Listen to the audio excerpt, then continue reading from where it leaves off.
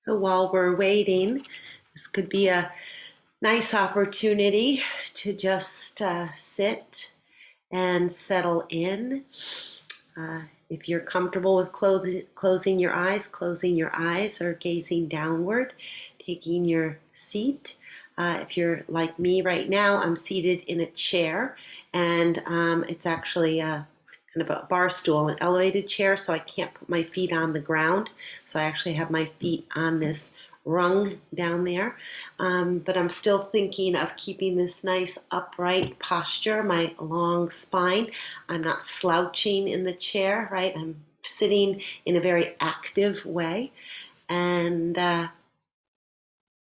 breathing, noticing the sensations that come up for me, some nerves,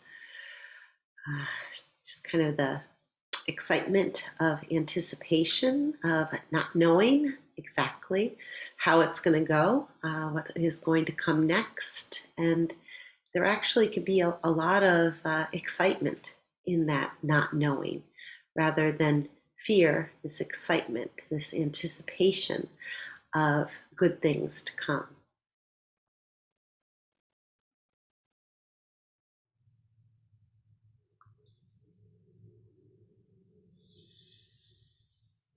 So we're going to start in 1 minute.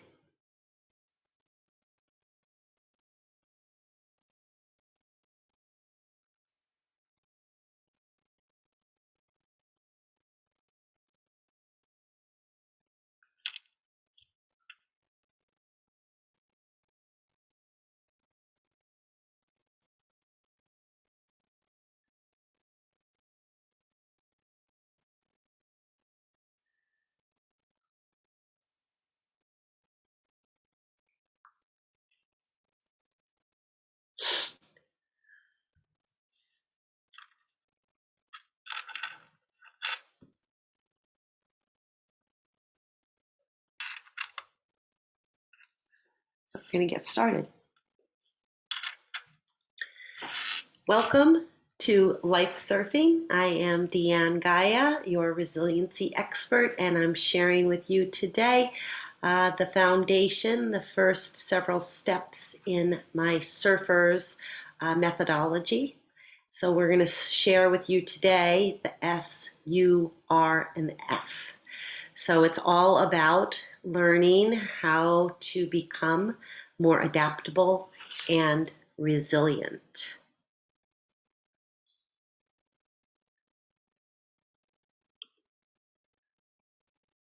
Back in the late 1800s, Charles Darwin, who is the father of evolution, said, "It is not the strongest of the species, nor the most intelligent that survives. It is the one that is the most adaptable to change." And I think that this statement is truer in the 21st century more so than ever. And I think the rate of change and the situations which are prompting us to be adaptable to change are occurring in our lives much more frequently as human beings than they did probably back in the 1800s. So learning how to be more adaptable to change and resilient can serve us well. My surf methodology, the first letters. So S stands for surrender and survey. U is unplug and understand. R is redefine and release, and we really go into, I love the whole power of R-E, the prefix, and then you can add lots of different words following that, recreate, reinvent, revise, rekindle. I mean, you can just, be very playful with this, but the whole idea is this potentiality, so that you're moving into this potentiality. And then we move into the F, which is fill and fun. And it's all about creating support and joy and levity and things which are going to support you in moving forward in the direction you would like to move forward in. So I'm going to take you back a little bit and share a little pieces of my life story and how I became a life surfer, really. So the picture on the far upper corner on the left for me is a picture of me and my mom. And I grew up with my brother, who was 18 months younger than I was, and my mom and my dad in a little apartment on the Indiana University campus. And I have to say, my recollections of it were that we just really had an idyllic childhood. It was filled with music. You see the old record player there. I remember my mom used to put on different LPs and 45s, and we'd dance and we'd sing and we'd listen to music. And there was a lot of joy, and she was a musician. And she also was a very hands-on full-time mom, and we did lots of arts and crafts, and we used to have picnics. I remember in our little yard that we had kind of between one apartment building and the other, and she would tell me that I could invite people over to have lunch, and she'd make peanut butter and jelly sandwiches, and I invite like the whole neighborhood. And when she came out to bring us lunch, she'd be surprised at the number of kids we had gathered, but she always made do and made some more sandwiches or divided them up, whatever we had to do. We had animals. It was just really, my recollection again was just this just perfect childhood up until I was age 4. And then on a Saturday morning, my brother and I were sitting in the living room. We lived in a 2-story apartment building, or complex, and we're watching cartoons, and all of a sudden we hear sirens. And next thing we know, the front door of our apartment is opened up, and EMTs rush up the stairs to the 2nd floor, and they come back down the stairs with my mom on a stretcher. And I have to say that that was very shocking, extremely shocking. My brother and I didn't know what was going on, had no idea what was wrong with our mom. But for me at age 4, and my brother was probably 2.5, maybe 3, it rocked our world.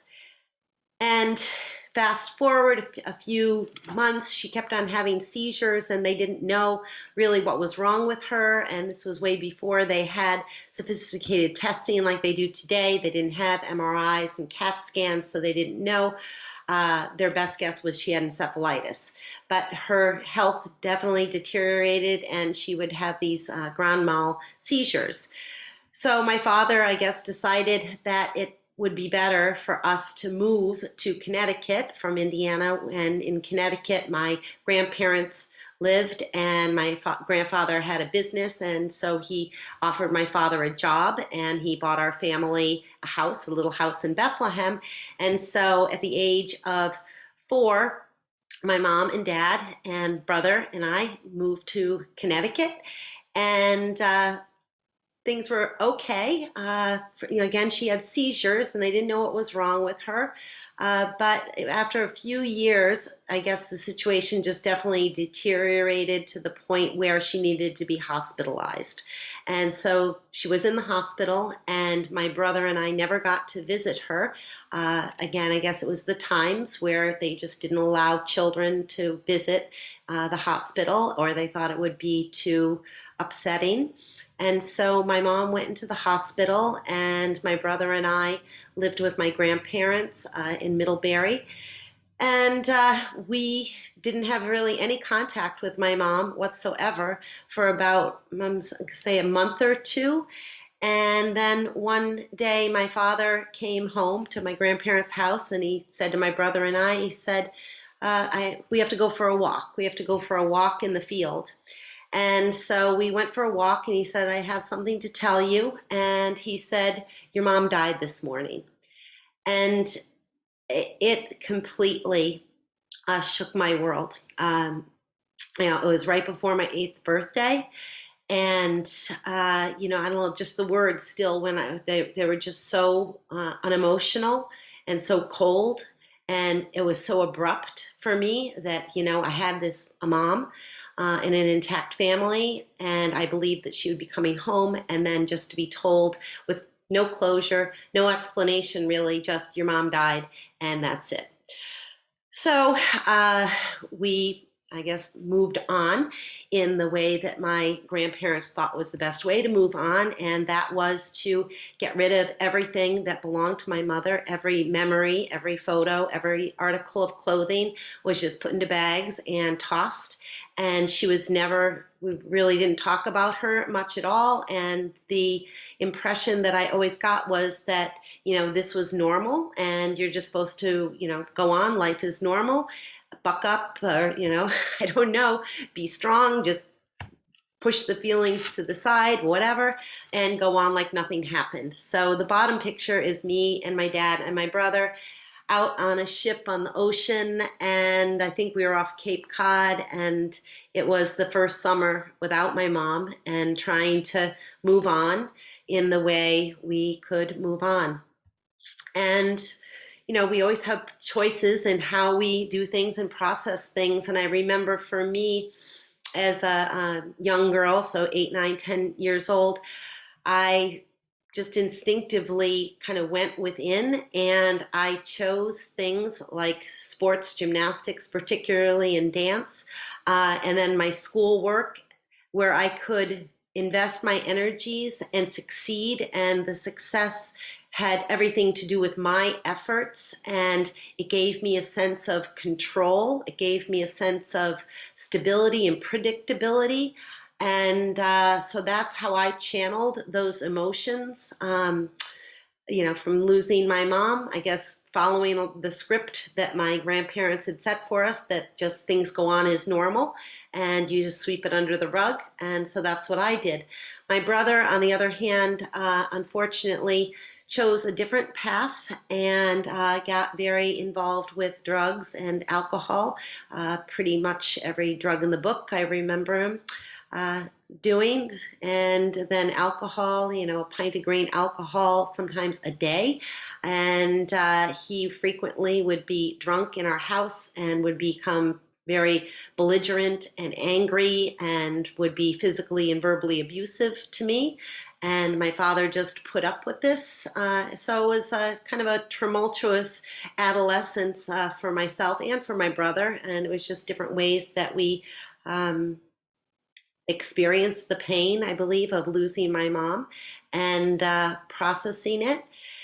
So I did go on to college, and in college I met the love of my life. So you see this upper picture. This is my boyfriend, Ted, and Ted was just the most wonderful man I had ever met in my life. He was funny and athletic and just super kind and a great son to his mom, and just a wonderful, wonderful man.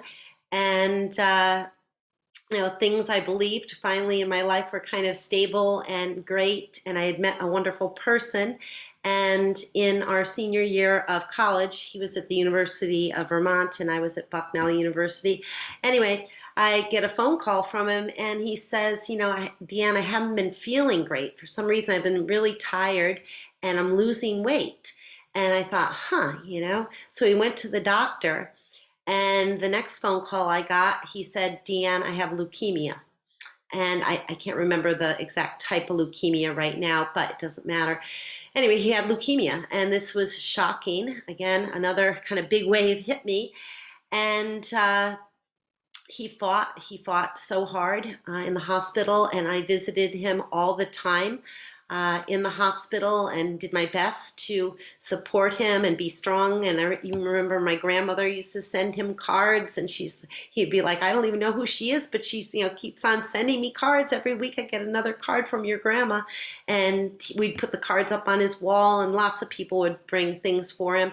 Anyway, so he ended up, his sister was a perfect match as far as blood type and bone marrow. And so he went out to Seattle and had a bone marrow transplant, which was successful.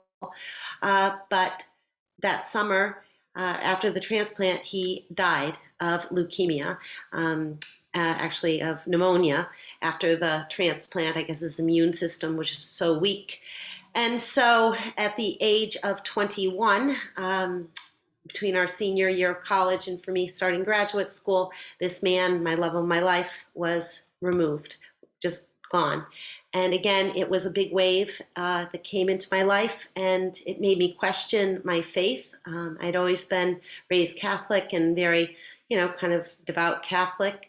And it really made me question my belief in God and how God could ever allow something like this to happen, to allow this beautiful human being who was so young to be removed from life. Anyway, so I did manage to get things together and, move ahead.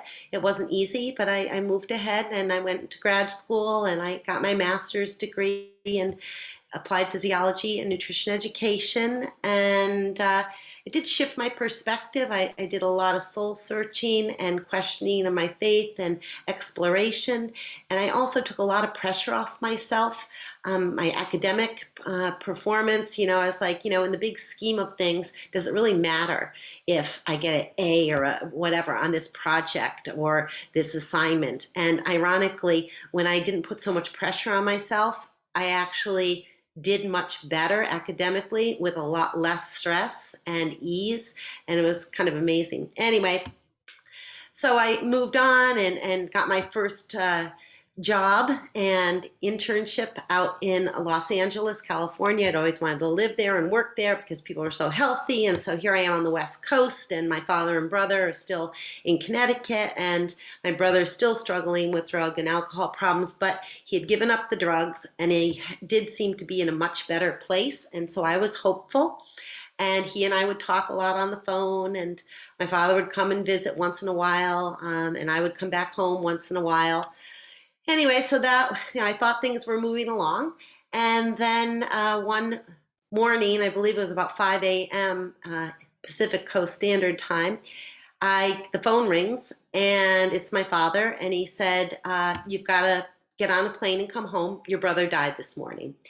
And again, just like kind of the wave when my mother died, this wave just like hit me from out of the blue with no closure, with no anticipation. And it sent me for a loop. And I came home to Connecticut. And so the upper picture is a picture of my brother's tombstone and my mother's in Middlebury at the cemetery. And so as of 1990 on, from the age I was 27, if I ever wanted to go visit my family, with the exception of my father, I just went to the cemetery in Middlebury. So anyway, so those were some of my earliest life experiences that shaped me. And so when I was studying meditation with Jon Kabat-Zinn, and he said this quote, you can't stop the waves, but you can learn to surf. It just completely resonated with me. I thought, how true is that statement? You can't stop the waves. You can't anticipate the waves. You don't know all the time how big the waves are going to be. But you can learn to surf. So learning to surf, and this is a metaphor, learning to surf is what I learned to do and what I want to help other people out there learn to do, to be able to surf the waves of their life with less stress, more joy, and develop resilience and this confidence in themselves that they can weather any storm, that they can come through, and that's what I want to share. So to start us off, some of the lessons that I learned from my early childhood and adolescence, really in some ways I think there are gifts. So it's that life is precious. Life is so precious, and you just never know what's coming next. So if there are things that you want to do in your life, things that are important to you, contributions you want to make, things you want to tell people, how much you love them, how much you care about them, don't assume that tomorrow is a definite, right? don't assume that, because you just don't know. And then people are much more important than things. Things can always be replaced. People, particularly your mom or your sibling, cannot be replaced. And you learn that your personal power always lies within.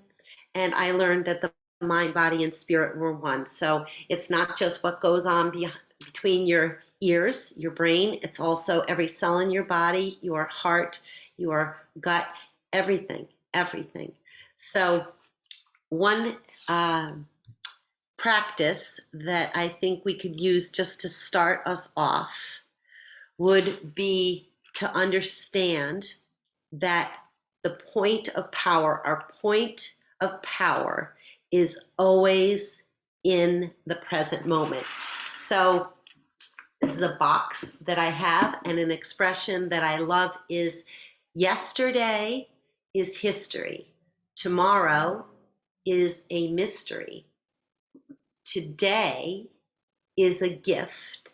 That's why we call it the present. So I like to think about our present moment, our present day, kind of like this box. And what do we want to fill our present moment and the one day that we have? What do we want to fill our moments with to make our day?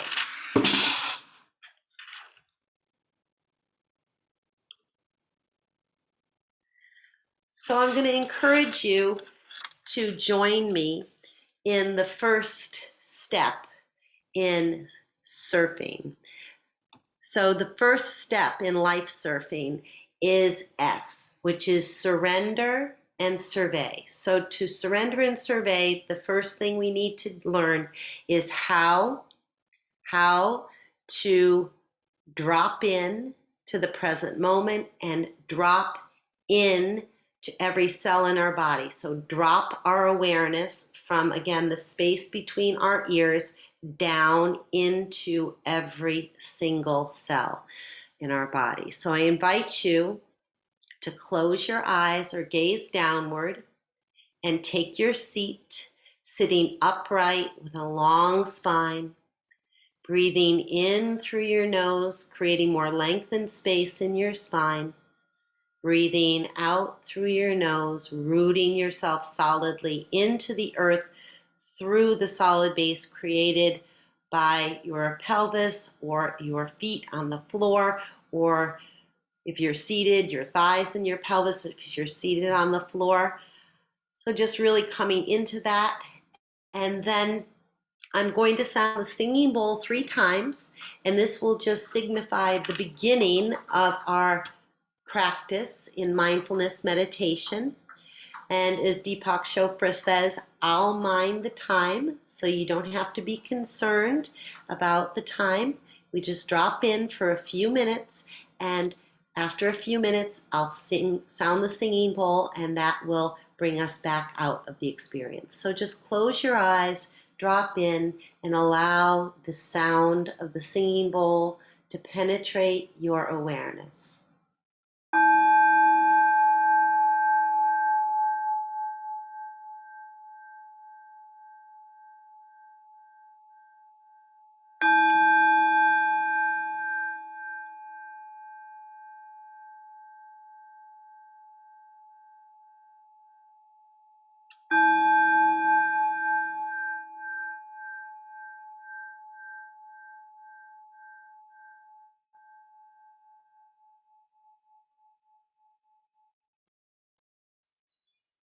So breathing in, breathing out, using your breath as the anchor to the present moment, noticing if any thoughts or feelings arise, not pushing them away, but allowing them to be, just like guests may be coming to your house and knocking on the door. And as Rumi says, you allow the guest to enter your home and kind of say, acknowledge their presence, thank you very much, and then you let them leave. Something else comes in, again, you allow it to come in, allow it to be, let it go, and come back to the breath. So that is the practice.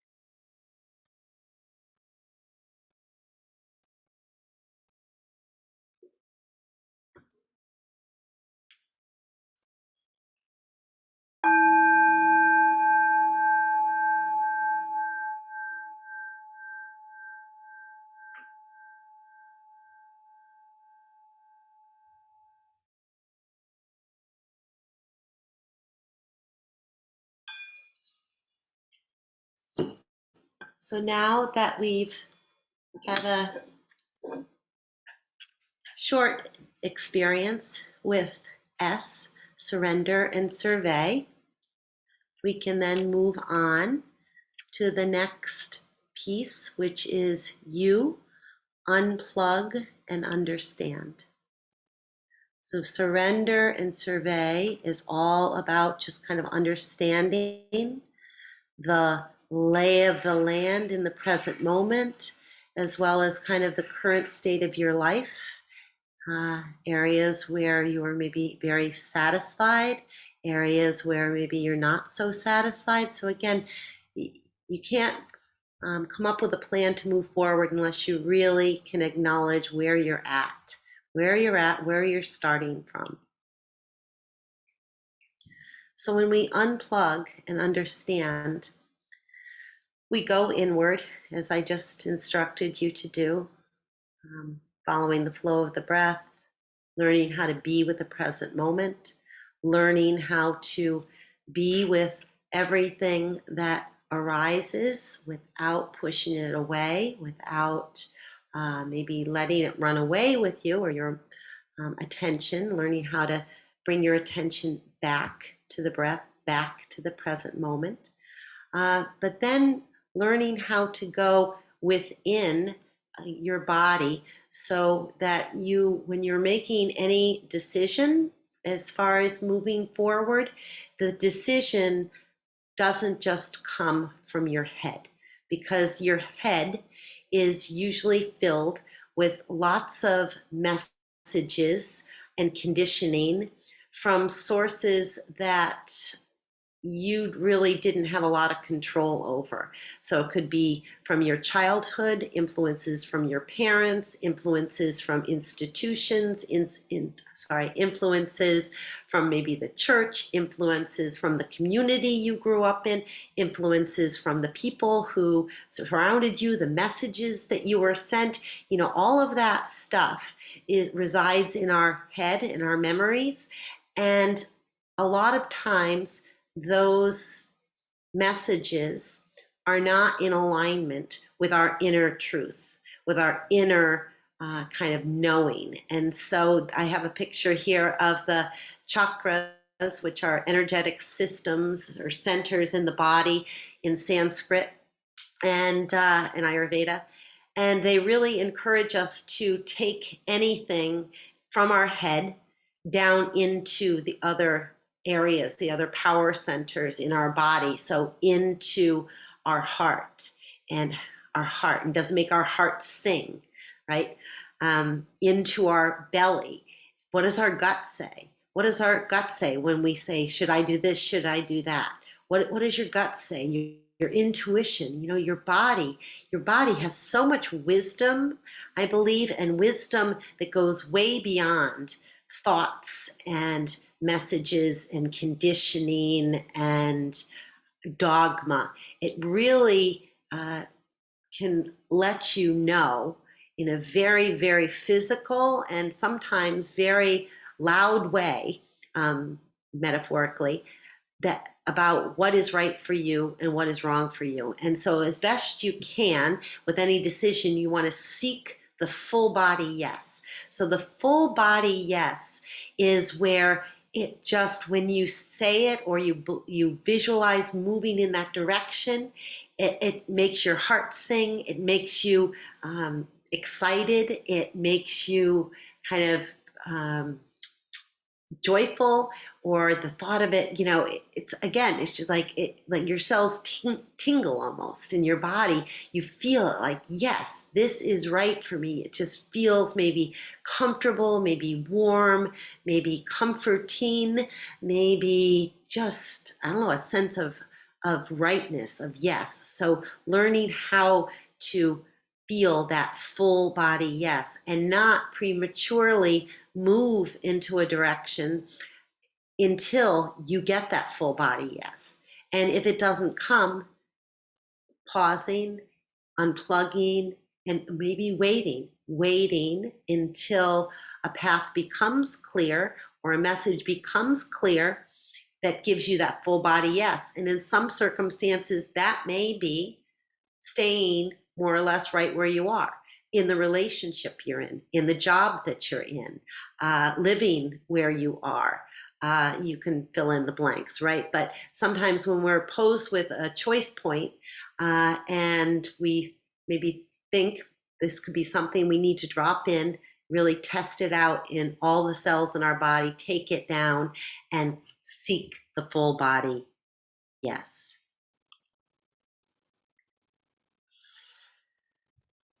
So next, we've learned how to surrender and survey, unplug and understand. So now we go to R, right? Which is this beautiful place, the power of So re-envisioning, redefining. So now we've decided we want to kind of set sail to new destinations. So how can we develop the mindset which is going to help us the most to achieve what we want to achieve? And so the mindset is the growth mindset. And this quote by Mel Robbins, I absolutely love, and it's a great place to start from. So when we are thinking about our past experiences, this is a way to frame things so that you really are a warrior versus a victim. So she says, every moment is giving you a person, an experience, a lesson, or a skill. And here's the key, that you need in order to grow and evolve. So rather than things happening to you, people doing things to you, an experience, such as I had in my young childhood and adulthood, defining who I was and the path I was going to take. No, you can use every moment, every possible thing that's happened to you as grist for the mill, and as a way to grow and evolve and learn to be better and learn to be a warrior versus a victim. So this mindset is critical.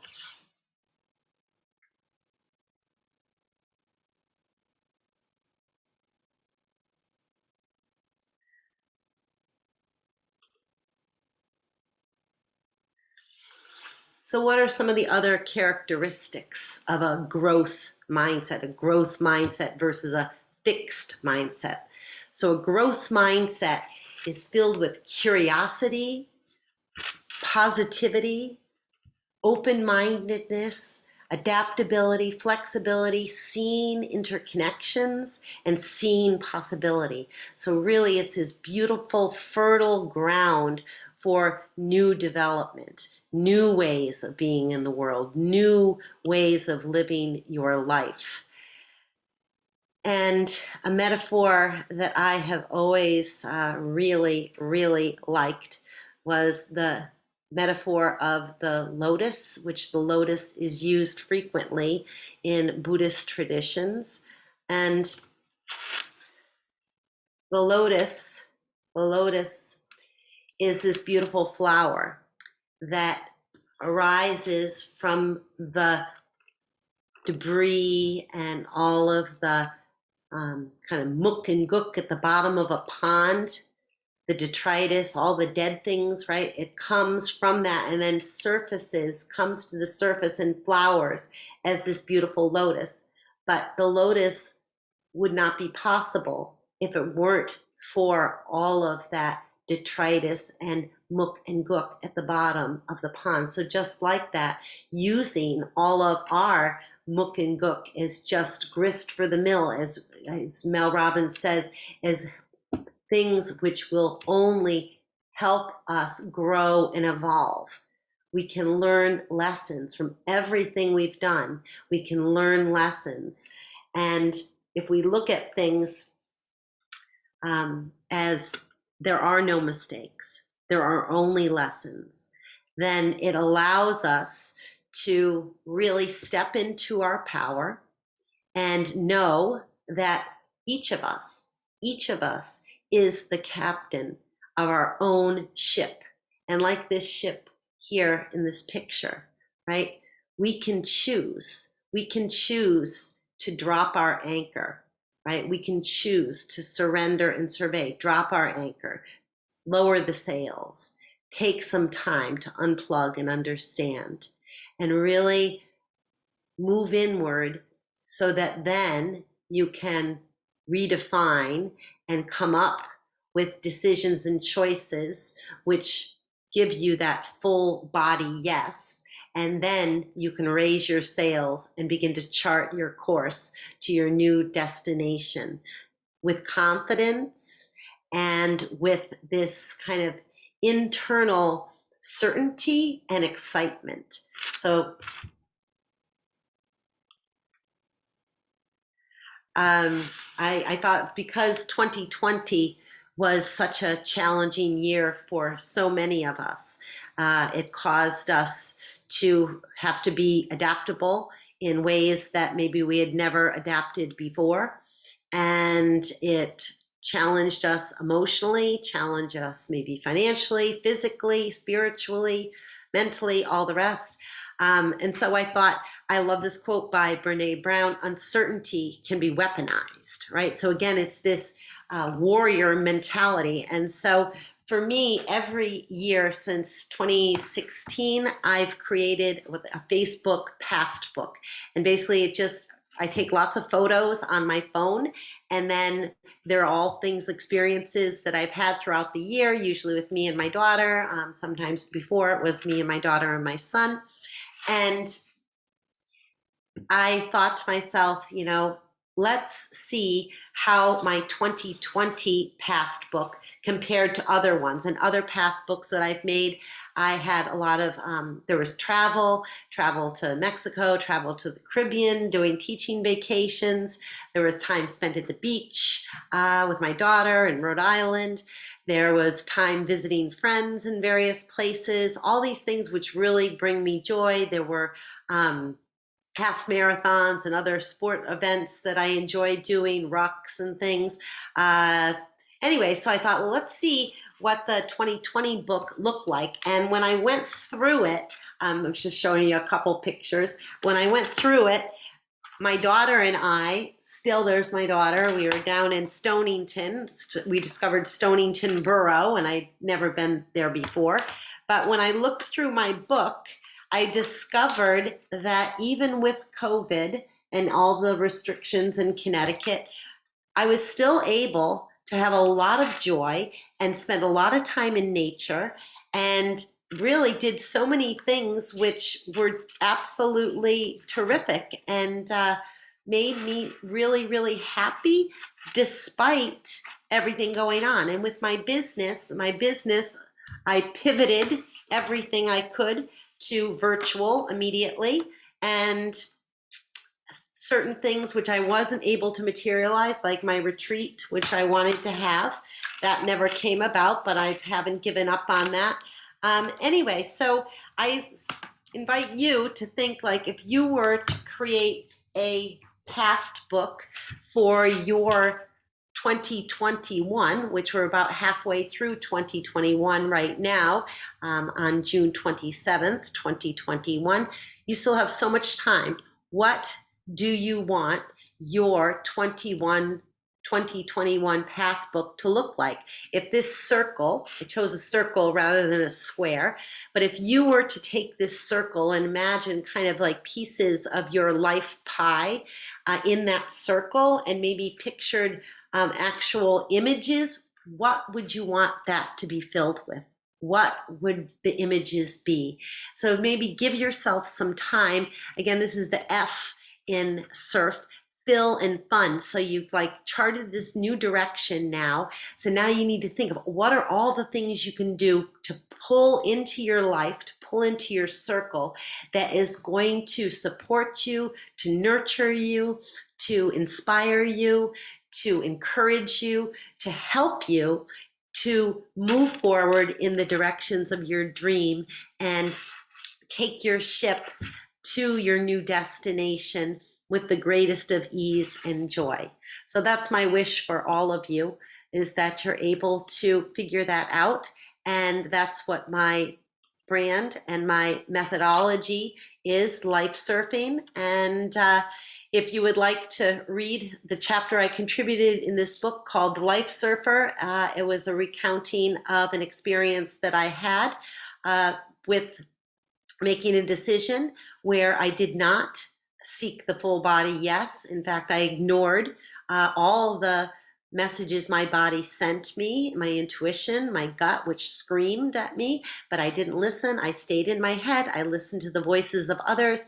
And the story just shares with you what happened with me, the toll it took on my health, and how I, after 7 years, ended up returning exactly to what I always knew was right for me in the first place. But it took this lesson to learn that I will never, ever again not trust my gut, and that voices, anyone else's voices that tell you you should do such and such, really you need to ignore them and go inward and just trust that your body, your intuition, your heart knows what aligns with you, knows what's best for you, and just stay with that.